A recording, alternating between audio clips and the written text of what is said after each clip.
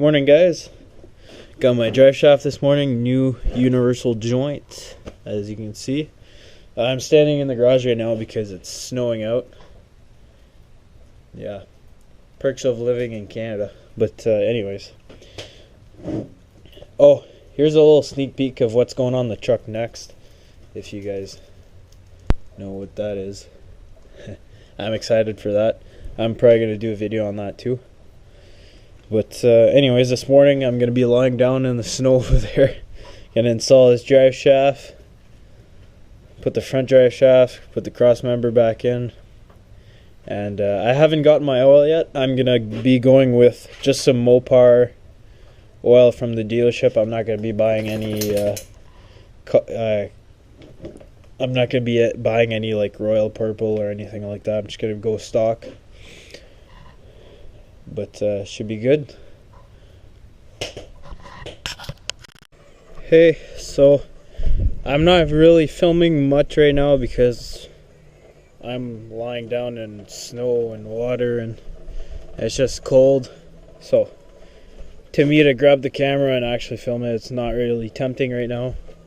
But we're all underneath here. As you can see, I got the rear drive shaft in.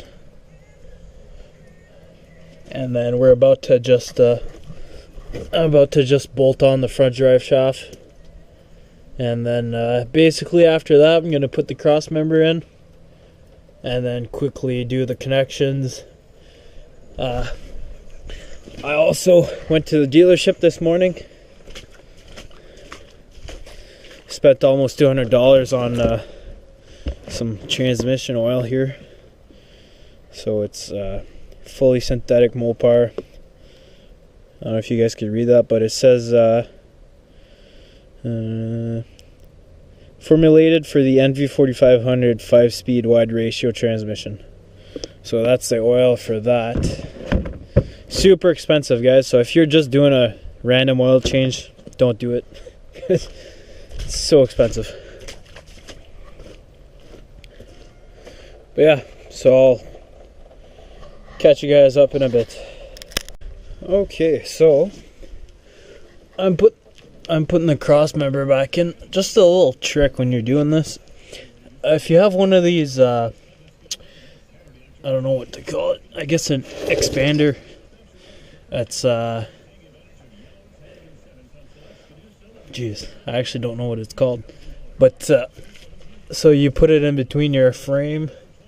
And it makes it way easier to put the crossmember. I have my crossmember on a jack just to help me put it level and put the nut or the bolts in because I'm obviously alone. I'm doing this alone, so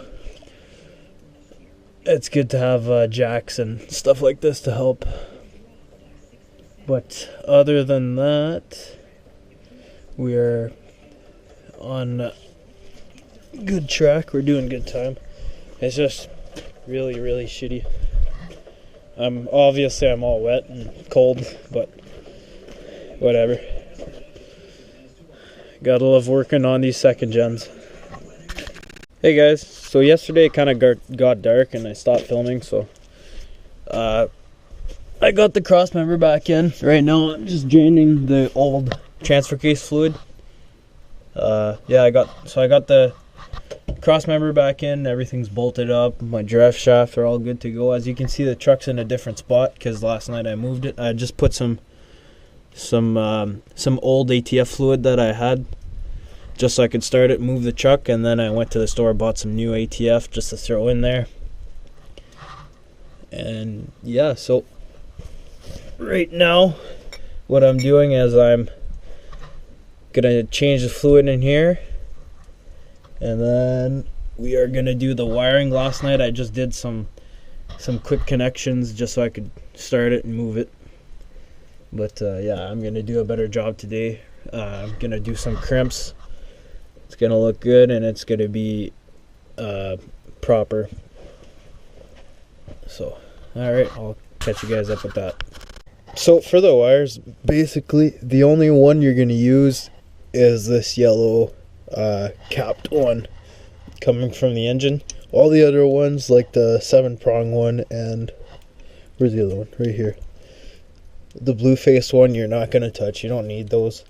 Basically the middle wire in here, which I already cut, as you can see, that's your neutral switch. So if you want, you can run it back to the cab or inside the cab through the firewall and connect it to your clutch pedal to have a neutral switch. Or what you can do is just ground it, which is basically you bypass the neutral safety and you can start it now in any gear, which obviously you wouldn't do. But so what I did is I just cut it here at the connector, and I just ran a wire up here to a crimp, and it's connected to the bolt that's connecting my slave cylinder with a crimp. So that means I can start the truck. And the two other wires on this are just for the backup lights. And basically the two wires coming out of your transmission, your NV4500, are for the reverse lights. So as you can see, I have a purple wire and a brown wire, and on this connector I have a green and black and a purple.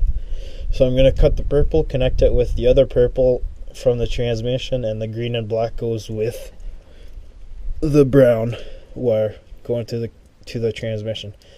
And that's it for the wiring. Everything else you can tuck away, zip tie up above the transmission, because you don't need anything from there. Okay, so we'll go ahead and do that. So there we go. Basically just crimped together. Now I'm just going to throw some electrical tape on here, make sure you can't get water inside these connections. And then I'm just going to tuck everything away, zip tie it up there, and we are good to go. Alright, so this will be my second drive. I drove it around the yard yesterday, but this will be my first actual drive. So I got my shifter stick here. By the way, I got my knob on eBay for $5 because I went to the Dodge dealership and they were asking, I think, $60 for the OEM part. So I said, screw that.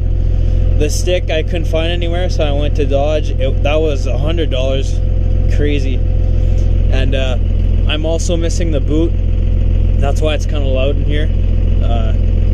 So hopefully I can find a junkyard truck that's manual. Just take the boot off of that one, put it on here. But yeah, alright.